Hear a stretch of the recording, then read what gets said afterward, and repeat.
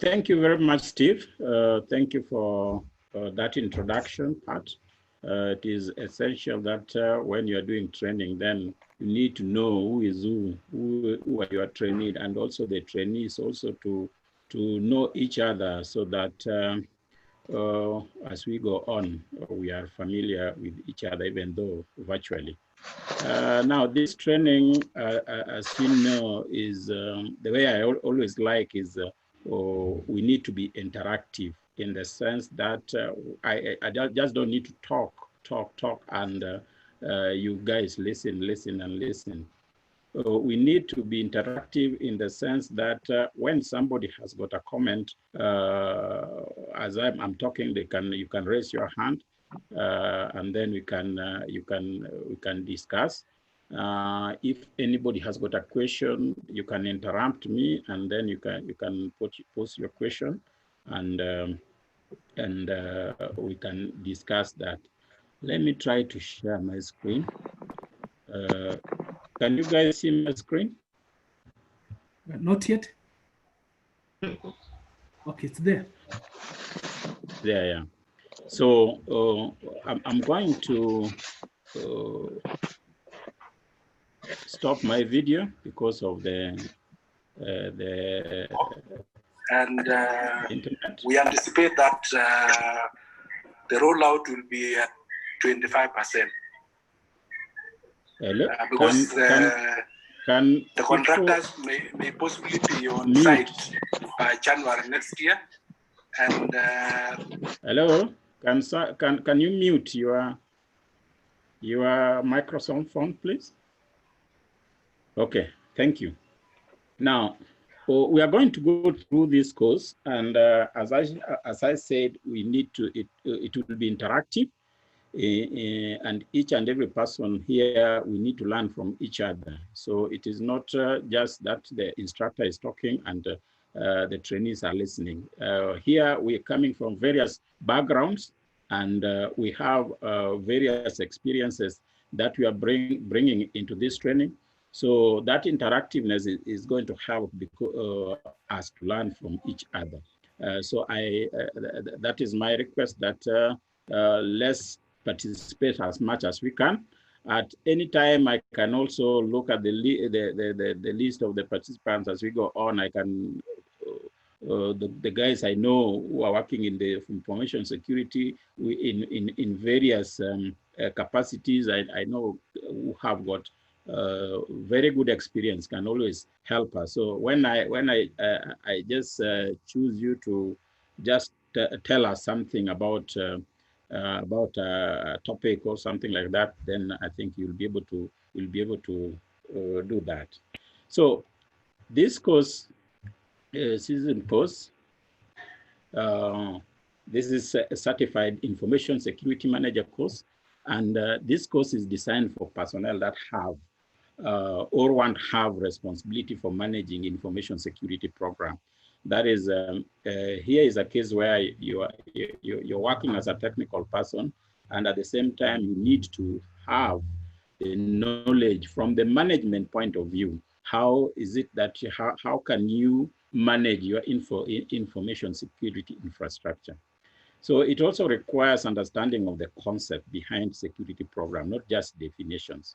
So it is important that when we are, I'm going to introduce this course, it is important that we need to understand the information security from the foundational concept, so that we have a firm grip of what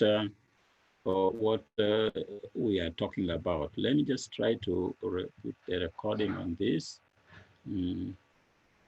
And anybody who feels they need to record can be able to record.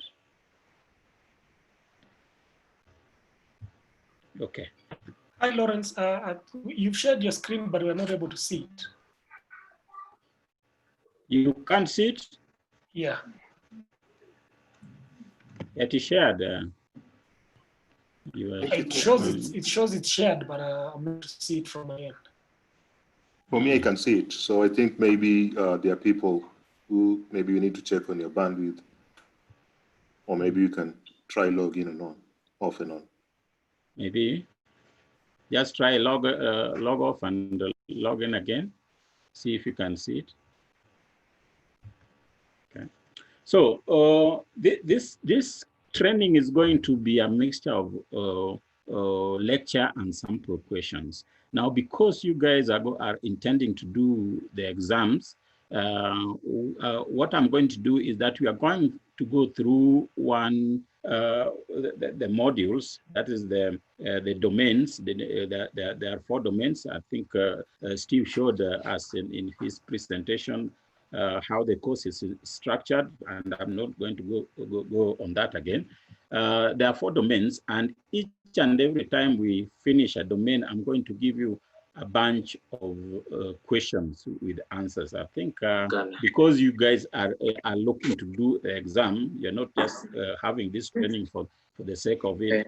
I think if I give you, I'm not going to give you less than 50 questions and plus the answers. So what happens is that once you finish the domain, I'm going to post questions and answers in the learning platform, the Moodle learning platform, and you guys can now go through the questions and answers. So we are going to look at the domain is, this training is structured that we are going to look at the learning objective of each and every domain. Then we look at what is it that we are going to learn, the content of the course itself. And after that, you have a sample questions that you are going to attend to. So what you also need to notice that each domain, these domains overlap. So you can find that we, could you please mute your microphone, please? Kindly mute your microphones, please. Okay. So you'll find that there are certain things that you learn in domain 1, and then we repeat them again in domain 2 or domain 3, because here we are talking about information security. So you be aware of this overlap of information from when we are from one domain to the other. Okay. Now, this is how the domain is structured, the training is structured. We are going to look at information security governance, and you find that before you have you put in place your information security governance, which is subset of corporate governance, you need to do what we call the risk assessment or risk management. So you find that these domains relate to each other. So information security governance will mandate you to have in place information security, risk management, and compliance. And then after that, we are going to look at information security program development and management. Then we look at the information security incident management. So this is how this training is structured. And we, as I say, that each year we might be finding that the information that you learn in information security governance will be repeated or may be repeated in information security risk management and compliance. So just be aware of this. Steve, we are supposed to finish at 1? Yeah, we are finishing at 1. And by 1, will the session terminate, or we can extend? I'm not sure, because I think for planning for the participants, we can agree today so that we start on time, like tomorrow, then we end on time so that it becomes easier for the participants. Yeah, because I like doing that, because we don't want a situation whereby we are cut short. So always I'll try to finish maybe 15 minutes before time, so that we leave the ample time for questions. I think that is in order, but we need to start exactly at 11. At 11, everybody should be logged on. and then we start so that we have that ample time. 2 hours is not so much as you might look at it. So if it start on time, I think then we can really take advantage of the situation. So before I introduce even this course, which what time is it? Before I always introduce any course in security, I like doing what we introducing what we call foundation concept of information security, because this is what is going to our training is going to be anchored on. We need to understand some of the tenets of information security so that when somebody talks about information security, what is it that we are talking about? What is it that we are securing? So foundation of the concept of information security is what I'm going to go through right now. If there's any question that you need to ask, please raise your hand, and I'll give you a chance to do that. Now, when we talk about information security or information security of our information systems, what is it that we are talking about? It is a concern. It is a concern because you find that in an enterprise, we have a lot of information in our information security systems or in information systems. Here is where we have the databases, we have files, we have servers, things that are helping us to do our daily routine or our daily job. And we know that without this, then our enterprise cannot be able to make money. So these are what we call information assets. Any asset that has value to the organization. Now, within these assets, which can comprise of software and hardware, you find that there's the sensitivity of that information varies within the enterprise. So sometimes you find the term sensitive information being applied. This information is more sensitive than the other one. This information is more important than the other one. So the term sensitive information just means that it is valuable to the organization, and you can even assign $1 to that information. Maybe as we go on looking at development of information security program, then we look at how do you classify your information, even how do you classify that information, and how do you assign value to that information. That will come up very clearly when we are doing the risk management. Now, in this information, we have what we call the tangible assets.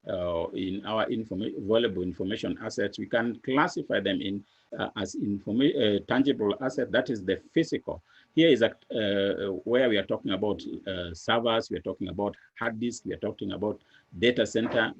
These are information assets that are tangible and that we can actually touch. Okay, so we have tangible assets, and then we also have what we call the intangible asset. Now, intangible asset is the software, the soft data that is in computer, and the intellectual property, the trade secrets. This is information that is we cannot touch, but it is important to the organization. And without it, then the organization will not operate. So we find that in this information that are stored in computers, databases, source code, data files, some information that is personal to your employees, or maybe personal to your clients, are stored there. These are personally identifiable information. So we have the tangible assets, we have the intangible information asset within the organization. And why do we do? These are the assets that we need to protect, depending on the sensitivity of that information asset. Now we find that the value of information assets changes over time. So, for example, right now, if you look at in your wallet, you have your credit card or you have your debit card. That credit card has got a number. And if that, as at now, when that number can fall into the hands of an attacker, then they can be able to use that number and steal your identity. So as at now, that information is very, very important. But let's talk about 10 years after that card has expired. So you find that that card is useless. So you find that the value of that asset, the value of the information asset changes over time. And in most cases, sometimes you find that the value of information either can go up or can go down. So it may become more or less valuable over time. I'll just ask you guys to mute your microphone, please. Whoever has got microphone unmuted, please just mute. Yeah. So now when you're looking at protecting these information assets, you look at how valuable this information asset is, and how the value of that information determines what kind of control that you put in place to protect that asset. For example, you might have bought a server at, let's say, $5,000. And this server, you are doing your e-commerce, and this server is the one that is that people log on to buy your products. Now, this server, for example, is bringing a revenue of $1 million per month. Now, that server ceases to be a $5,000 server in value. That server becomes $1 million server in value, because if that server is compromised, then you'll find that your business might go down. So protection required for an asset is directly related to the value of that asset. So if the asset has got high value, then you put in place controls that will protect that asset. Now, it is important that when you are protecting that asset, when you are putting on controls or countermeasures to protect that asset, you must be able to assess and not overprotect the asset. If you overprotect asset, for example, asset of $1,000, and then you use when you put your controls, you put controls of $800 to protect that asset. You see that you find that you are overprotecting that asset. So an asset may be of $1,000, you can use $100 to protect that asset, and so that you don't overprotect or underprotect an asset. So if every protection that you put in place, every protection or every countermeasure that you put in place must be cost justified. So where is valuable assets within the organization? We are talking about intellectual properties, trade secrets, the know-how. This is what is making your organization tick. For example, if Coca-Cola company, somebody can be able to steal the Coca-Cola formula, you know, that person will have stolen the trade secret. So this intellectual property, this know-how should be properly protected within the organization. We are talking about financial information. This is information that you really need to protect, because you don't need anybody to know how your financial transaction take place. You don't need to protect things like marketing information, your R&D program, their status, their direction. All this information is valuable to the organization and needs to be protected. You need to protect your raw material sources, your vendors. You don't need everybody to know where you are acquiring your raw materials, because if you are making a product, you are bringing product to the market which are of high value, people will tend to know to try to find out where is it that you are getting your raw material. So this is the information that needs to be protected. We are talking about customer lists, because if somebody knows the customers that you are selling to, they might also need to to sell to those customers. So these are information that need to be protected. We are talking about personally identifiable information. This is information that if gets into the wrong hand, then somebody can actually steal your identity. Now, so what are we talking about here? We are talking about protecting that information, this information. And how do we protect that information? We have what we call the CIA triad, and this is the foundation of information security.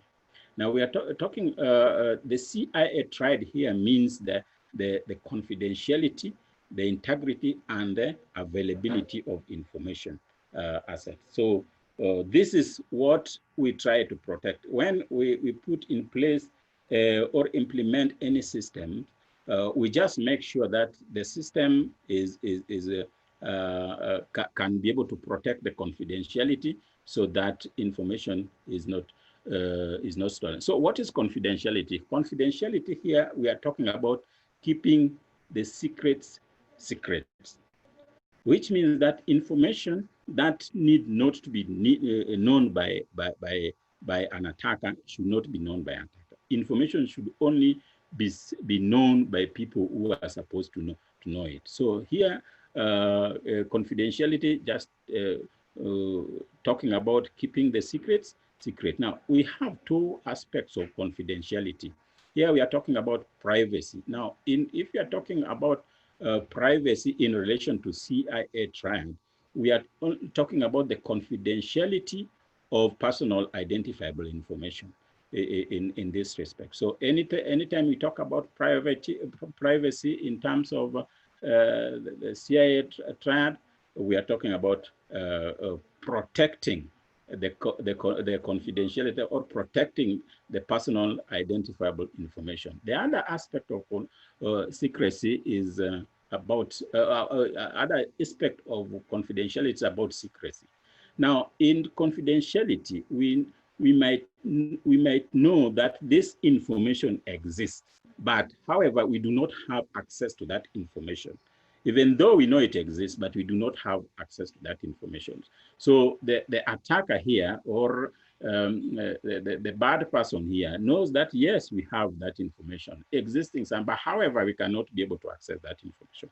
Secrecy is more of the unauthorized, is even unaware of that information exists, or that there's a communication channel exists. So these are the two aspects of confidentiality. Confidentiality is helping us to keep secret, and two aspects of confidentiality is the privacy and the secrecy. The other important aspect of CIA triad is the integrity. Now, when we talk about information integrity, what are we talking about? The information integrity entails the accuracy, the authenticity, the completeness, and the consistency of information. When we are talking about accuracy, we are saying that yes, if I say that I have 5 widgets in the database, and I look at the database, then I'll be able to see 5 widgets. The information that is coming out of the database is accurate, okay? And when I look at that information and I compare maybe with what is in the store, it will tell me that, yes, the number of widgets that you have in the database is 5. So that information is accurate. Now, the other aspect when we are talking about integrity is not just the accurate information, it is about also the authenticity. The authenticity of information here is a case whereby, where did that information come from? Now, here is a case where I need to make some important business decision, and I look at the server and I see there are 5 widgets in the server, okay? Then at the same time, I need to verify, really, is do I have really that 5 widget? I can be able to call the storekeeper and ask, do you really have the 5 widgets on the server or on in the store? And when he says yes, we have, then that is what we call authenticity, in the sense that where did that information come from? It is accurate, yes, but where did it come from? Did it come from the guard at the gate?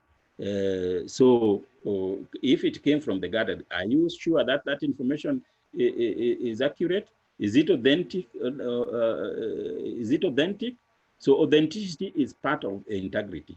The other aspect of integrity is the Secretariat and the relevant the completeness of information. Please mute your mic. Yeah. When we talk about completeness of information, we are saying that yes, the information that we are getting is complete. Here, let's say we have 5 widgets, and I look at for that information from the database, and instead of showing me the 5 widgets, I'm only getting 3 widgets, which means that information is not complete. So if I say that there are 5 widgets in the database, there should be 5 widgets in the database. So the completeness of information is part of the integrity. Consistency.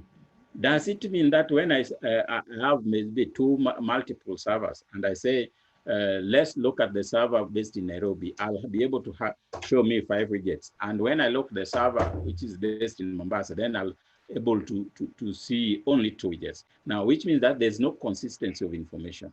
So consistent means that the information is, the information that I find here is the same information that I find there. So that information is consistent. So integrity, when we are talking about integrity here, we are talking about the accuracy, the authenticity, the completeness, and consistency of information. So in most cases, you find that when people talk of integrity in information security, then you just say information cannot be changed by anybody who is not allowed. Yes, that is okay. But integrity is not only the accuracy of information. Integrity is the authenticity of information. That's the source of information, the completeness, and the consistency of information. The other aspect when we are talking about integrity is we are talking two things about integrity: the integrity protection and the integrity verification. Now, the integrity protection here is the case whereby the data cannot be changed by another person who is not allowed here. So you keep the bad guys away from the data. Just keep them away so that they can not be able to change the information. So integrity protection, keeping the bad guys away from from the data. Then we have what we call integrity verification. Now, integrity verification talks about verifying the accuracy of the data at the time of use. For instance, if we are talking about what we are talking about here, we are using information to make decisions. Now, when information is being created, let's say I'm creating information, I know that that information has got integrity. That information is good to use at that particular time. So what happens with integrity verification is when you are creating the information and at the time you know that information is good, you can run what we call a mathematical function on that information and produce what we call the hash value. Now, at the time that information is going to be used by the third party, they can also run the same the same mathematical information and produce another hash value. Then he compares the hash value they've created and the hash value that was original with the information. If they are similar, they know that this information has not been changed. So that is another aspect of integrity. So when you're talking about integrity, we are talking about integrity protection, keeping the bad guys out, and then we are talking the integrity verification. That is we are verifying the accuracy of that data at the time of use. The other aspect of CIA is what we call the availability. Availability means that having that information accessible when it is needed.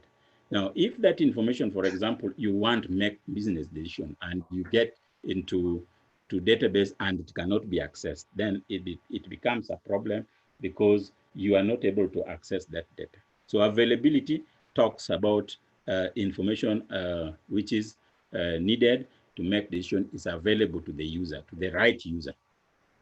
So to implement confidentiality, we use things like encryption. We use things like best practice in data use. Maybe you lock your PC when you're leaving your desk. You just making sure that the bad person cannot be able to access the data. You also use strong passwords. You use multi-factor authentication, least privilege to protect your information. With integrity can be implemented through the access control and crypto. Yeah, access control here we are talking about. Maybe you put guards at the gate. Somebody cannot get through. You lock the server room. That is access control. The other aspect of access control is through permissions, where you give people access to the server depending on what they need to do, the read and write, all that, that's permission. So integrity protection can be implemented through access control and crypto, while integrity verification is implemented through the hashing. We just talk about hashing. That is a one-way function, mathematical function of verifying that the data has not been changed since the time it was known to be good. So the integrity verification is through the hashing mathematical function. Then we talk about availability. Availability can be implemented through redundancy, making sure that you have multiple database across your environment, so that when one database goes, the other one will take.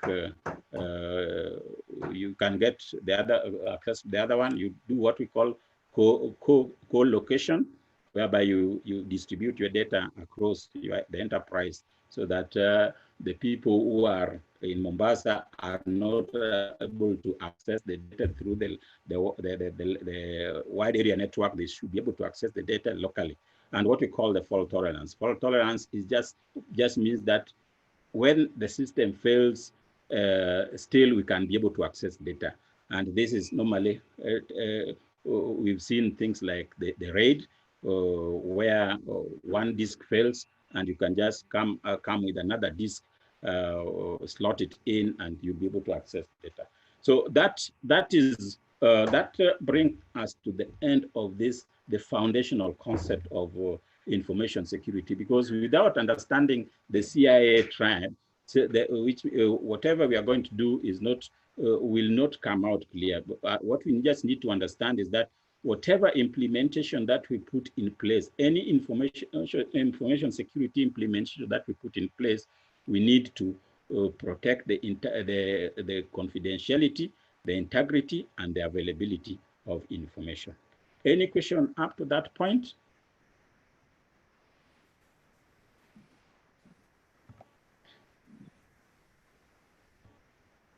Yeah, we have 5 minutes of questions, so I expect you guys, whoever has got a question, whoever has got anything to add to my what I've said, any comment, please, I welcome it as at now. Okay. Hello, Lawrence. Yes. My name is Nicholas Salim. Yes. Thank you for the presentation. It was quite insightful. My question is around the CIA trend. In some cases, or in some books, or in some concepts, I normally see that over and above the three pillars that you've talked about, the information security, which is confidentiality, integrity, as well as availability, I normally see in some instances non-repudiation is added as an item under the three concepts. So in this case, where do you And what aspect, what pillar does the non-repudiation falls in? Non-repudiation, is a case whereby when you send information to somebody, then that person should not be able to deny that they sent the information. It falls mostly on the integrity and also on the confidentiality of the information, because remember when we are talking about the integrity, we are talking about authenticity.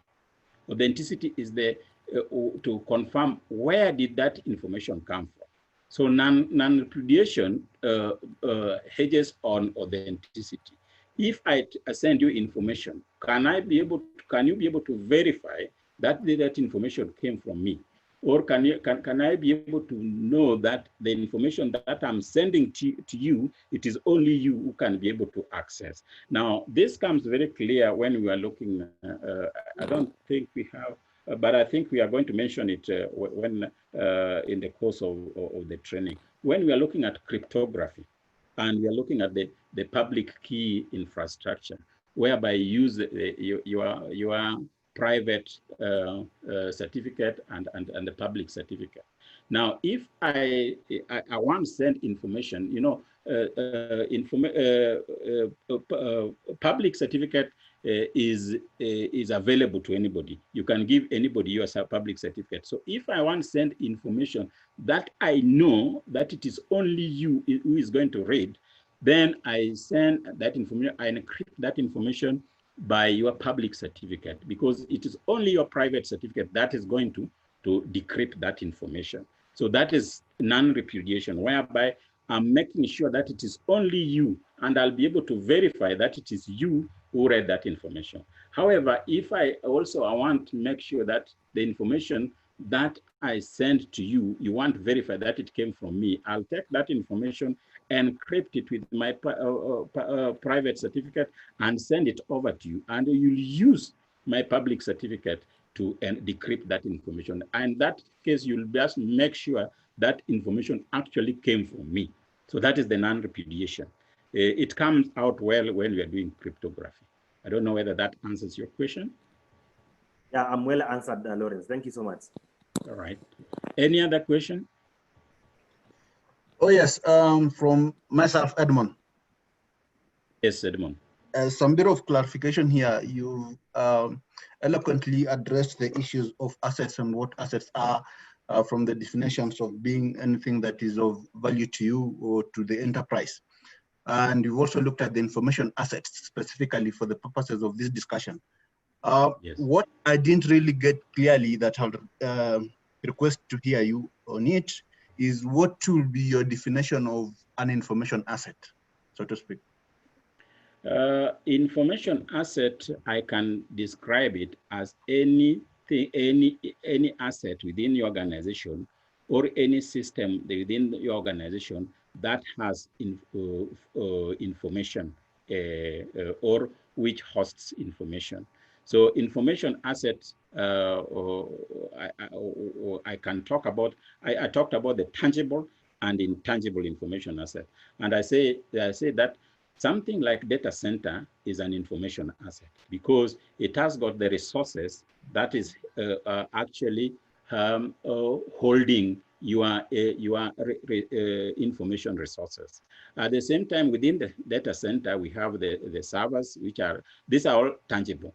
But within now the servers, we have the software aspect of it, the databases, the files, which are intangible. So these are information assets because you use them actually to make business decisions. So it is both hardware and software that will actually help your organization operate properly and meet its business objectives. Okay, good. Maybe I can just add something on top of what Lawrence has correctly said. We have the hardware, all the infrastructure and everything, the PCs, the networks, everything that is tangible, as Lawrence mentioned. And there's also the software, the applications that the organization uses. And not forgetting data. Data is very important. The organization data that any organization holds as important or views as important. And finally, we also have the people. The people also constitute part of what you call, or what you can call, information assets. So those are the key information assets in any organization: the hardware, the software, the data, and the people. Good. Thank you, Steve. Any other question? Okay, we'll go in the block for security plan. I can't get you.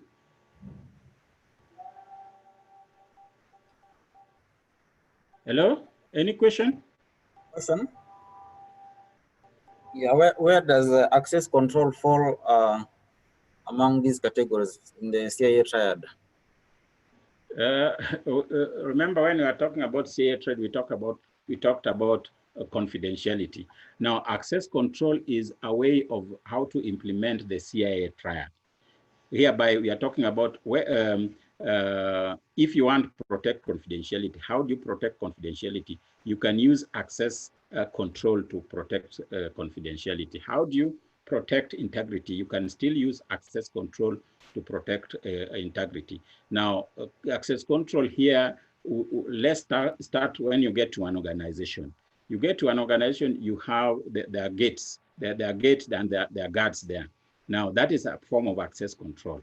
You get in and you now need to use your card or swipe card to, you need to swipe your card to get through the door. That's a form of access control. You get into the server room and you need actually to swipe your card to get into the server room. That is access control. So the access control, there's both physical access control and logical access control. Now, logical access control is now where you're using now the software as a control.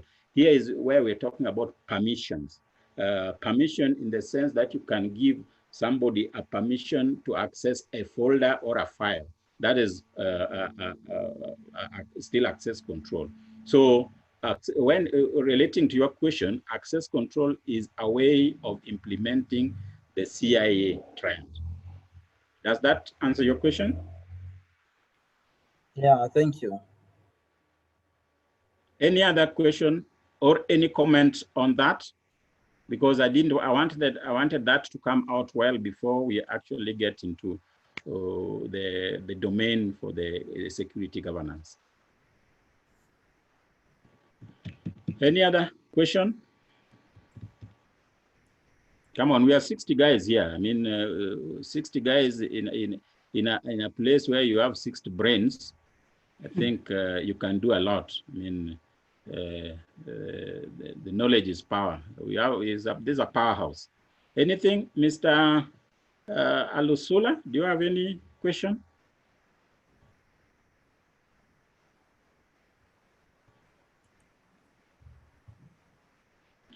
I think yeah, Mr. Alusula, your talk. Go on.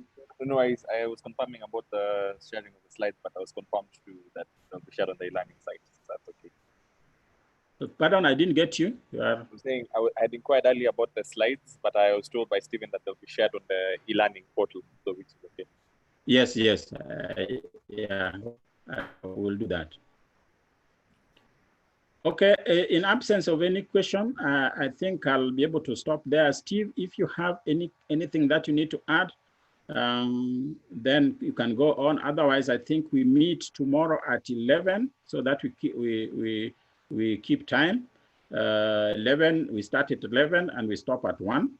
And I think for me today, everything, I don't have much except just to say thank you for you all for listening to me, for joining this training, and I hope that we see each other again tomorrow at 11. Otherwise, thank you so much, and bye-bye. Okay, thank you, Lawrence. I don't think I have also much to say. We've done what we really planned to do, and let's meet tomorrow at 11 a.m. Thank you, and let's meet. Have a nice afternoon. All right. Thank you. Thank you. Yeah.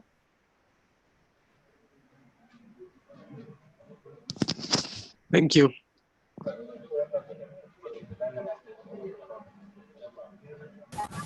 Thank you. Yeah, ma'am.